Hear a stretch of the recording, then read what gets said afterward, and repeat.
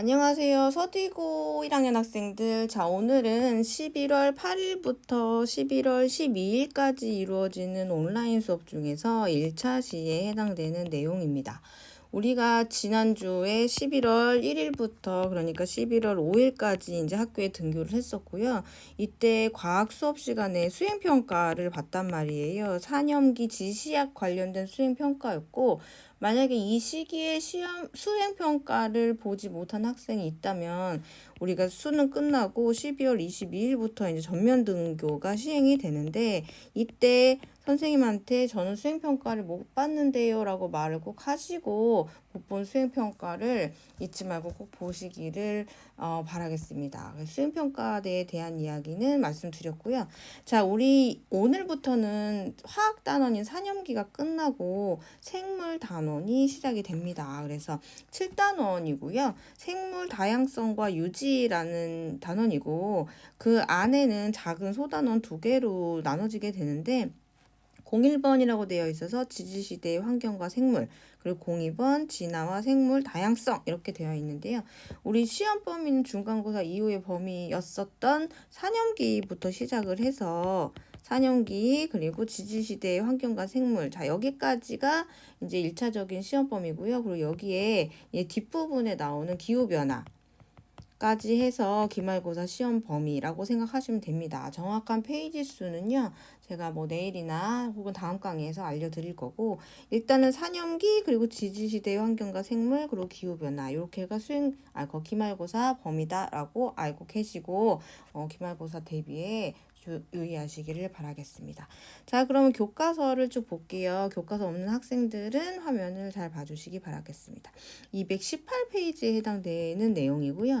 우리 중학교 때 배운 적이 있는지 모르겠지만 생물의 분류 단계에 대해서 나옵니다. 종속, 과목, 강문계, 개가 어딨죠? 종속, 과목, 강문계 이렇게 종속, 과목, 강문계는 생물 분류의 단위들이에요. 그래서 우리가 알고 있는 종보다 좀 큰 단위가 속, 그거보다 큰 단위는 과, 그 다음에 목, 강, 문, 개이고, 여기 나오는 혹등고래 같은 경우에는 동물계에 속하며 척삭동물문에 포유강에 들어가고, 고래목, 긴수염고래과, 그리고 혹등고래 속에 혹등고래라는 종에 들어가게 됩니다. 자, 그래서 종이라는 것은 생물 분류의 기본 단위이고, 그리고 교배를 해서 생식을 할 수 있는 단위가 종이에요. 그러니까 우리가 고양이하고 개하고 정상적으로는 자연 상태에서 교배가 안 되잖아요. 안 되잖아요. 이런 경우에는 고양이랑 개를 같은 종이라고 보지 않는 거죠. 근데 개들 중에서 뭐 시추하고 푸들하고는 이제 교배가 가능하잖아요. 이런 거는 이제 같은 개 종에 속하기 때문에 이제 교배가 가능하다는 거겠죠. 자, 그러면 요건 이제 참고로 알아두시고요. 자, 오늘부터 배울 내용은 지질시대에 대한 이야기입니다. 자, 220페이지부터 시작되는 내용들이고요. 학교에 오시면 인쇄물을 나눠 드리겠지만, 이 인쇄물 한 장에 관련 내용들을 다 집어넣어 놨어요. 그래서 이 한 장을 잘 정리를 해서 학습을 하시면 시험 보는데 큰 문제는 없으리라고 생각을 하고, 이번 단원은 이 한 페이지의 전체 기술하는 내용의 전부예요. 그렇기 때문에 이 인쇄물을 잘 눈으로 눈여겨보시기를 바라겠습니다.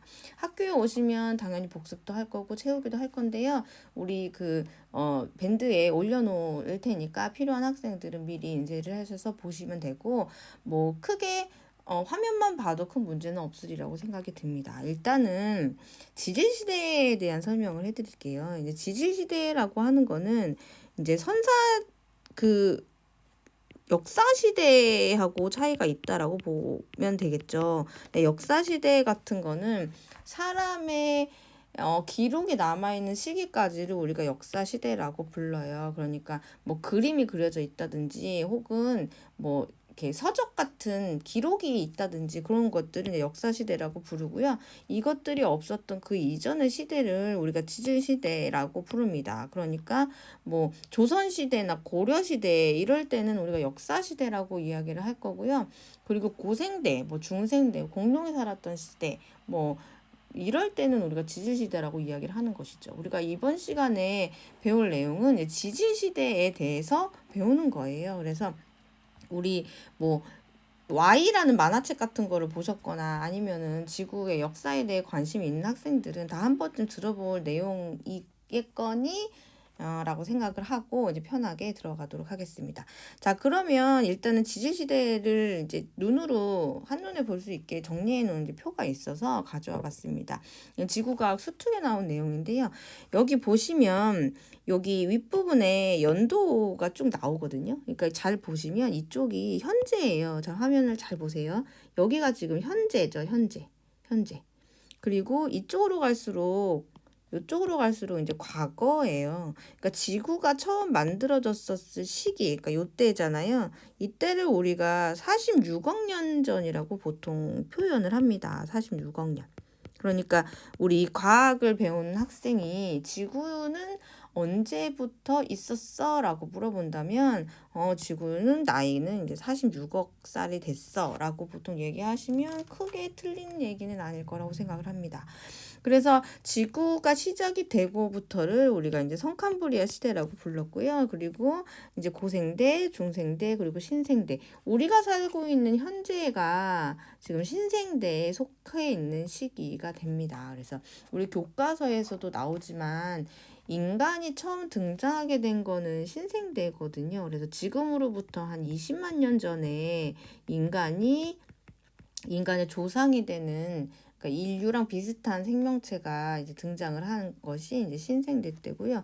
위에 이제 숫자를 보시면 우리가 눈여겨보고 기억을 하셔야 되는 숫자가 있는데 여기 이제 보시면 541.0이라고 되어 있고 단위는 100만 년 전이라고 되어 있거든요. 그래서 이거는 이제 5억 4천만 년 전이다. 이렇게 생각하시면 됩니다. 대략 5억 4천만 년 전. 그리고 이제 252.2라고 되어 있는데 이거는 이제 2억 2천만 년 전. 2억 2천만 년 전. 이렇게 생각하시면 되고요. 그리고 66.0이라고 되어 있잖아요. 요건 이제 6,600만 년 전. 주의 깊게 보셔야 될 숫자입니다. 그러니까 지금 현재로부터 이제 46억 년 전에 지구가 탄생을 하고 쭉 이어져 오다가 지금으로부터 5억 4천만 년 전인 순간부터 고생대 그리고 2억 5천만 년 이거 틀렸네요. 2억 5천만 년인데 잠시만요. 2억 5천만 년. 2억 5천만 년 전부터 이제 중생대의 시작. 그리고 6,600만 년 전부터 신생대의 시작이라고 생각을 하시면 됩니다. 그래서 고생대, 중생대, 신생대, 그리고 지금 우리가 살고 있는 시기는 이제 신생대이다라고 이제 기억을 하시고 자 그러면 신생대 새롭다는 의미겠죠. 중생대 중간에 꼈다는 의미겠죠. 고생대 옛날이라는 의미잖아요. 신생대, 고생대, 중생대는 알겠는데 대체 성캄브리아 시대는 왜 성캄브리아 시대라고 불렀냐라고 이제 물어보신다면 이제 고생대를 그러니까 대를 세분한 기를 보시면 돼요. 잘 보시면 고생대는 크게 6가지의 하위 그 시기로 나누거든요. 그러니까 우리가 초등학교라고 생각을 하면 1학년, 2학년, 3학년, 4학년, 5학년, 6학년 이렇게 세분화하고 고등학교 하면은 고1, 고2, 고3 이렇게 나누잖아요. 그래서 대를 구분하는 작은 단위를 기라고 보시면 되는데 고생대를 여러 개의 기는 캄브리아기, 오르도비스기, 실루리아기, 대봉기, 석탄기, 페름기. 그래서 캄, 오, 실, 대, 석, 패 이렇게 보통 외우는데요. 우리는 고등 1학년 과학이니까 외울 필요까지는 없고 대를 세분화한 게 기구나라는 정도까지만 알고 있으시면 되고요. 고생대의 첫 시작이 캄브리아기였어요. 근데 성캄브리아 시대는 캄브리아기가 시작되기 전이잖아요. 그래서 먼저 시작했다 앞선자를 써서 성캄브리아 시대라고 부르는 거예요. 그리고 고생대, 중생대, 신생대 근데 얘는 성캄브리아 대가 아니라 시대라고 부르잖아요. 이거는 그냥 관용적인 표현이라고 생각하시면 돼요. 옛날 사람들은 고생대, 중생대, 신생대 그리고 성캄브리아 시대 이렇게 불렀기 때문에 그냥 사람들이 자주 쓰는 말을 관용적으로 쓴다. 이렇게 생각하시면 될 것 같습니다. 우리 중생대도 세 개의 세분화된 기로 나누는데요. 트라이아스기, 쥐라기, 백악기 이렇게 나눕니다. 우리 많이 들어본 거 있죠. 쥐라기. 우리 옛날에 공룡 나오는 영화 중에 쥐라기 공원이라고 있잖아요. 그런데 원래 이제 공룡은 백악기에 더 많이 살았거든요. 그래서 뭐 엄밀히 따지면 쥐라기 공원에 나오는 그 공룡들, 그러니까 뭐 티라노사우루스나 뭐 스테고사우루스나 그 뭐죠? 트리케라톱스라 이런 애들은 쥐라기가 아닌 백악기에 번성했던 동물들이에요. 그래서 원래는 영화가 백악기 파크, 그러니까 백악기 공원이라고 해야지 맞는데 그 영화 관계자들이 이런 내용 지지시대를 잘 몰랐으므로 이제 쥐라기 공원이라고 이제 명명을 했죠. 어쨌든 쥐라기는 중생대 때의 한 시기다라는 거 알고 있으시면 되고요. 신생대는 뭐 팔레오기, 네오기, 뭐 제4기, 현재 이렇게 나누는데 보통 이 두 시기를 제3기라고 이야기를 하기도 해요. 그러면은 이상하잖아요. 3기, 4기는 있는데 1기, 2기는 어디 있어요? 라고 이제 물어보시는 거에 답을 말씀드리면 예전에는 요 시기를 2기라고 생각했고 요 시기를 1기라고 생각을 했대요. 그래서 1기, 2기, 3기, 4기 이렇게 구분을 했는데 지금 현재는 이제 성캄브리아 시대 그리고 고생대, 중생대, 신생대 이렇게 세분화를 했다고 합니다. 자, 우리 눈에 보이기 쉽게 여기 중간을 좀 나눠볼게요. 5억 4천만 년 전부터 고생대가 시작이 됐고 2억 5천만 년 전부터 중생대가 시작이 됐고요. 6,600만 년 전부터 신생대가 시작이 돼서 우리 지질시대는 전부 4개의 큰 대로 구성이 됩니다. 자, 그러면 46억 년 전에부터 시작이 돼서 현재까지 오면서 지질시대를 구분을 할 때 시기가 조금 애매하잖아요. 46억 년을 4개의 기로 나누려면 한 10억 년씩 단위로 끊어야지 맞을 것 같은데 보시면 애매한 숫자 나오잖아요. 5억 4천만 년 전, 2억 5천만 년 전, 6,600만 년 전. 이렇게 나누게 된 그 기준은, 그러니까 지질 시대를 나누게 된 기준은 생물 종의 분포를 가지고 구분을 한 거예요. 우리 조금 나중에 설명을 해드리겠지만 고생대 같은 경우에는 삼엽충이나 갑주어, 완종류 이런 애들이 번성을 했었는데 어느 순간에 바닷속에 엄청난 쪽수로 살던 삼엽충과 방추충이 어느 날 딱 멸종을 해버립니다. 이 시기를 기준으로 고생대가 끝났다고 설명을 하는 거고요. 그리고 공룡과 암모나이트가 중생대에 엄청나게 많이 번성을 했는데 얘들도 어떤 연유에서인지 물론 그 연유는 우리가 나중에 또 언급을 하겠지만 어떤 연유에서인지 공룡과 암모나이트가 전 세계적으로 멸종을 하게 돼요. 그래서 그때를 기준으로 중생대를 끄는 거예요. 그래서 우리가 지질시대를 성캄브리아 시대다, 그리고 고생대다, 그리고 중생대다, 신생대다 이렇게 나누는 기준은 생물종의 변화에 따라서 나눴다고 보시면 됩니다. 자, 그러면 우리 간단하게 지질시대에 대한 개괄적인 언급을 먼저 해드렸고요. 우리가 앞으로 배우게 될 내용들은 이 각각의 지질시대 동안 살았던 생물은 어떤 생물들이 각각 있었으며 그 생물들이 살았던 당시의 시대 환경들은 어땠는가에 대해서 배우는 게 이번 우리가 배울 단원의 핵심이라고 생각을 하시면 되겠습니다. 자, 그럼 여기까지 우리가 알아두셔야 될 것은 지질시대는 성캄브리아 시대, 고생대, 중생대, 신생대로 나뉘며 지금 우리가 사는 시대는 신생대이다까지 알고 있으시면 되고요. 구체적인 5억 4천만 년 전, 2억 5천만 년 전, 6,600만 년 전 정확한 수치는 외우실 필요는 없지만 어쨌든 고생대, 중생대, 신생대를 나누는 기준은 생물종의 변화에 따라서 나눴다. 이렇게 기억하시면 될 것 같습니다. 자, 그러면 교과서를 보도록 하겠습니다. 자, 220페이지고요. 화석이 들려주는 지구의 과거 이야기라고 되어 있습니다.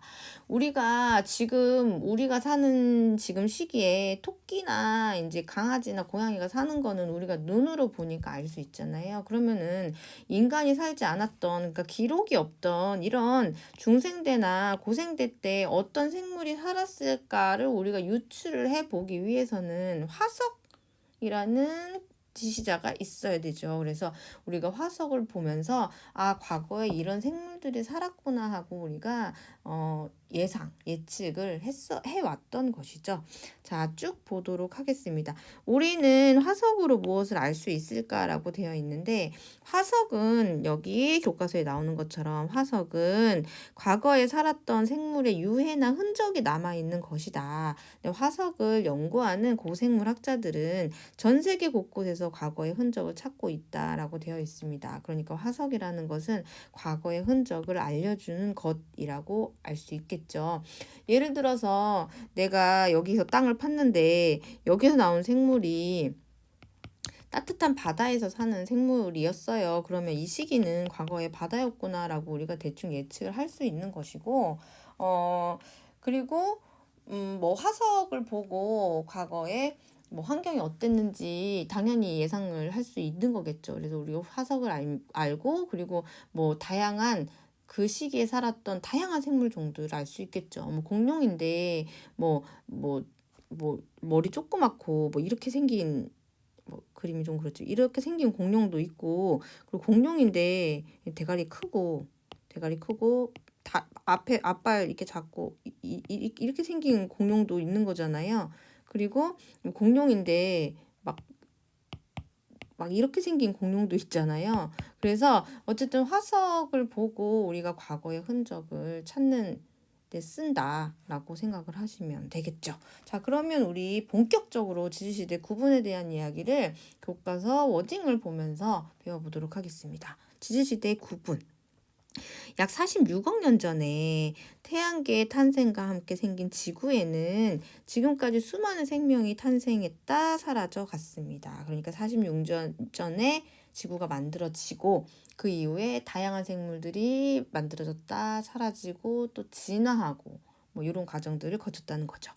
지구가 생긴 후 현재까지 지구의 역사를 지질시대라고 한다라고 되어 있고요. 지질시대는 지층에 포함된 화석의 변화. 자, 요 내용 굉장히 중요한 거잖아요. 지질시대를 나누는 기준은 지층에 포함된 화석의 변화를 기준으로 나눴다는 거예요. 그래서 과거에 살았던 생물의 급격한 변화를 기준으로, 생물의 대멸종 시기를 기준으로 고생대, 중생대, 신생대로 나누고요. 고생대보다 더 앞선 지질시대를 성캄브리아 시대라고 이야기를 했습니다. 아까 말씀드린 것처럼 시대라고 말한 것은 우리 관용적인 표현이라고 말씀을 드렸죠. 성캄브리아 시대의 생물 화석은 거의 발견이 되지 않으면 그 이후의 시기부터는 다양한 종류의 생물이 발견이 된다라고 되어 있습니다. 성캄브리아 시대 때 생물 화석이 발견이 되지 않은 이유는 무엇 때문일까요? 라고 물어보면 이유는 크게 세 가지를 들 수가 있어요. 일단 첫 번째, 우리가 화석이 화석으로 남아 있으려면, 그러니까 생물의 유해가 화석으로 남아 있으려면 생물 몸이 뭔가 딱딱한 것들이 있어야 돼요. 우리가 이제 생물이 이제 그 화석이 만들어지는 과정은 예를 들어서 뭐 이렇게 생긴 애가 이제 살다가 죽었어요. 이렇게 죽었단 말이에요. 그래서 죽었으면 얘 위로 이제 그 퇴적물들이 쌓이는 거죠.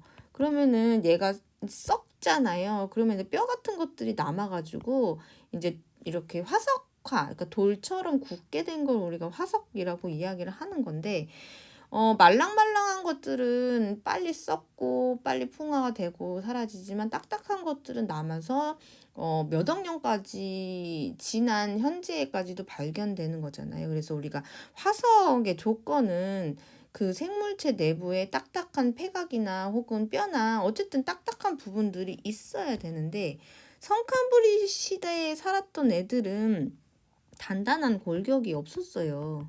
단단한 골격이 없었기 때문에 화석으로 많이 존재하지 않는 것이죠. 그러니까 성캄브리아 시대에 살았던 애들은 대부분 딱딱한 게 없었던 무척추 동물들이었기 때문에 오랜 시간에 화석으로 남아있지 못한 그런 이유를 들 수가 있죠. 그리고 이제 성캄브리아 시대 때 화석이 적은 이유는, 두 번째 이유는 일단 쪽수가 적었어요. 그러니까 이걸 우리가 개체수라고 이야기를 하는데 개체수가 적은 특징도 있었죠. 중생대나 고생대 때는 엄청나게 번성했었던 생물들이 있어요. 고생대 때 바다에는 진짜 삼엽충이라는 애들이 정말 디글디글 있었고, 중생대 때는 공룡이 육지에 디글디글 있었단 말이에요. 그 걔네들이 만약에 10마리가 죽어서 운 좋아서 이제 한 마리가 화석이 된다면 어쨌든 쪽수가 많을수록 화석으로 많이 남겨지게 되겠죠. 근데 성캄브리아 시대 때는 지구가 만들어지고 얼마 안 됐을 시기였단 말이에요. 환경도 굉장히 열악하고 조금 이따 배우겠지만 오존층이라는 것이 없었기 때문에 생물들은 바다 속에서만 존재를 했었어요. 그래서 성캄브리아 시대에 살았던 생물들은 개체수가 적었기 때문에 화석으로 많이 남겨질 가능성이 적었던 것이죠. 그리고 세 번째는 화석이 발견된 성캄브리아 시대의 화석이 적은 세 번째는 지각 변동 때문에 그래요. 지각 변동과 풍화. 그러니까 우리가 예를 들어서 100년 전 책과 200년 된 책과 300년 된 책 중에 어떤 게 더 많이 남아있니 물어보면 100년 된 책이 훨씬 많이 남아있겠죠. 그러니까 시간이 오래되면 그만큼 소실된 것들이 많단 말이에요. 그래서 성캄브리아 시대는 우리 아까 말씀드린 것처럼 지금으로부터 2억 5천만 년 전, 그리고 지금으로부터 5억 4천만 년 전. 그러니까 고생대 이후가 성캄브리아 시대이기 때문에 지금으로부터 5억 년 전 이전이 성캄브리아 시대예요. 이때 화석이 있었다 하더라도 이 추후에 5억 년이라는 시간이 지나면서 화석들이 만들어진 화석도 풍화가 될 거고, 그리고 암석들은 계속 순환을 하잖아요. 그러니까 퇴적암이, 화석은 퇴적암에서 발견이 되는데 퇴적암이 지하 땅속 깊은 곳에서 가서 뭐 열과 압력을 받은 변성암으로 변하기도 하고, 그리고 마그마와 만나서 녹으면 화성암으로 변하기도 하고 그러잖아요. 그렇게 되면서 이미 만들어진 화석이 소실됐을 가능성이 굉장히 큰 거죠. 어쨌든 성캄브리아대 시대에 화행물 화석은 거의 발견되지 않으며 그 이후로부터 다양한 종류의 화석이 폭발적으로 증가하는 양상을 보입니다. 그래서 성캄브리아 시대 때 화석이 발견되지 않는 이유는 세 가지 정도로 보고요. 왜 그러냐면 단단한 골격에 있는 생물이 적었다. 그리고 개체수가 애초에 적었다. 그리고 오랜 시간이 지나면서 지각 변동과 풍화 작용을 겪었기 때문에 성캄브리아 시대 화석은 거의 발견되지 않는다라고 보는 거죠. 그렇지만 어쨌든 성캄브리아 시대가 지질 시대 중에 가장 긴 시간을 차지합니다. 우리 아까 본 것처럼 46억 년 전에 지구가 만들어져서 고생대가 5억 4천만 년 전에 시작이 돼요. 이 그림은 이렇게 그렸지만 원래는 이제 46억 년 전, 이게 46이라고 보면 얘가 23일 거 아니에요. 얘가 10일 정도 되겠죠. 그럼 여기가 5일 거 아니에요. 자, 지구가 이렇게 이때부터 시작이 됐으면 현재까지 5억 4천만 년 전에 이제 시작이니까 이때부터 고생대가 시작이 된 거야. 그럼 성캄브리아 시대는 이 정도를 차지하고 있다는 거죠. 우리 1학년 5반 수업할 때도 설명을 했지만 감이 잘 안 올 때는 돈으로 생각하시면 됩니다. 로또 당첨이 됐어요. 그래서 46억 원에 이제 돈을 받았는데 이 중에서 5억 원이라는 가치는 한 5분의 1? 9분의 1 정도밖에 안 되는 거잖아요. 9분의 그렇지요. 그래서 46억 년 동안 지구가 존재해 왔고 이 중에 5억 4천만 년 전부터 고생대라고 한다면 성캄브리아 시대는 41억 년 동안 존재를 했다는 거예요. 그러니까 고생대, 중생대, 신생대를 다 합친 시기의 8배 정도라고 생각을 하시면 되겠죠. 그래서 교과서를 보시면 지질시대 중에 가장 긴 시간을 차지하는 것은 성캄브리아 시대예요. 40억 년 넘게 존재를 해왔죠. 41억 년 정도. 그리고 지구에 현생 인류가 출현한 것은 약 20만 년 전밖에 안 된다는 거예요. 그래서 지구의 전체 역사로 봤을 때를 보면 인간이 출현한 시기는 매우 최근이라는 것을 알 수가 있겠죠. 그래서 지질시대를 거치면서 지구 환경은 많은 변화를 겪었어요. 우리가 앞으로 배우겠지만 지질시대를 겪으면서 땅들도 막 움직이거든요. 여기 보면 판게아가 만들어지고 판게아가 분리가 돼서 현재 5대양 6대주를 이룰 때까지 그러니까 땅들도 지각 변동에 의해서 움직였단 말이에요. 그래서 지구 환경은 많은 변화를 겪었으며 그 환경 변화들 때문에 멸종한 생물들이 존재를 했을 것이다. 그래서 우리가 화석을 이용해서 과거에 지질 시대에 살았던 생물 그리고 그때 지구 환경이 어땠는지를 알아내는 것이 우리 지금부터 해야 될 내용이죠. 자, 우리 아래에 보시면 객관적인 자료가 나와 있어요. 지구가 만들어져서 현재까지 이 전체의 리본 D를 46억이라고 계산을 한다면 성캄브리아 시대는 그 중에 88.2%의 기간을 차지하고요. 고생대는 6.3%, 중생대는 4.1%, 신생대는 겨우 1.4%에 해당될 뿐입니다. 그래서 46억 년의 지구의 총 역사 중에서 41억 년, 그러니까 88.2%에 해당되는 시기를 성캄브리아 시대로 지내왔다는 거죠. 자, 여기 보시면 조금 더 다양한 생각으로의 접근인데요. 지질시대를 12시간으로 나타낸다면, 그러니까 24시가 아니라 12시간으로 나타낸다면 신생대가 시작된 거는 11시 50분이다.